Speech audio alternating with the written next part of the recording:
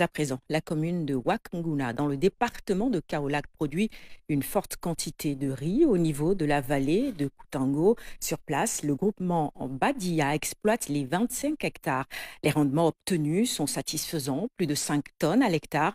Le bassin arachidier regorge, vous le savez, d'énormes potentialités en matière de production de riz. Claire Dupont. Village de Keur Amadinguenar dans la commune de Wakunguna, département de Kaolack. Ici, c'est un pas de géant vers l'autosuffisance alimentaire qui est franchi. La vallée de Koutango offre bien des opportunités. Sur les 57 hectares, c'est les 25 hectares qui sont emblavés pour cette présente campagne. La variété choisie est le RI 1528. Keur Amadinguenar fait partie des villages arrosés par le Mini-Yang Bolong, qui prend sa source effectivement sur le couloir Bolon. Et ceci fait partie de la vallée de Koutango, une des vallées les plus importantes en matière de potentialité de maraîchage et de culture de riz au niveau du Sénégal, voire même dans la région de Kaolack. Et ceci nous prévoit à chaque fois qu'il y a des partenaires, depuis PISA, avec FAO, avec Plan International dans les années 1994, mais aujourd'hui avec ANCAR, avec Proval CV, qui concourent à des résultats probants pour nos braves femmes qui sont au niveau de ces périmètres maraîchers et ces périmètres rizicoles. Ces résultats ont été obtenus grâce à des stratégies bien définies. Des champs-écoles sont installés par les agents de l'ANCAR pour bien former les acteurs. On forme les producteurs, on les accompagne à ce qu'on puisse avoir de bons rendements. Là aussi, l'ANCAR accompagne les producteurs en partenariat avec des partenaires comme le Proval CV qui, pour cette année, a accompagné les producteurs sur l'accès aux intrants, sur l'accès aux engrais et sur tout ce qui est en rapport avec la production du riz. Li ñuy njëkk commencé mooy étude biologique maanaam étude biologique balaa ñuy commencé daal kenn du dugg ci tool yi. Nous avons d'abord commencé par faire une étude de terrain. Personne ne rentre dans le champ pour tout conserver intact, pour surtout voir les insectes. Tout est bien mesuré pour avoir des résultats fiables. À chaque fois, il faut choisir 10 plants pour bien faire le travail. Il y a deux aspects à prendre en compte, les prédateurs et les ennemis naturels des plants. Vérifier ceeb bi ndax ñaari programme moo am na déprédateur am na ennemi naturel.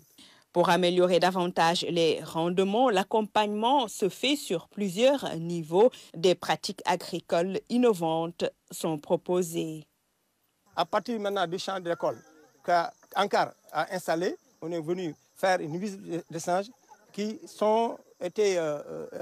il y avait le village environnant qui était invité pour s'inspirer de l'expérience qui se passe à Kaolack pour une fois au retour doivent multiplier ça. Ici, par rapport aux années passées, nous avons observé vraiment une forte amélioration des rendements par rapport aux années passées grâce aux nouvelles technologies comme les brassements profonds de l'irrigation qui à présent fait beaucoup de rendement dans nos vallées.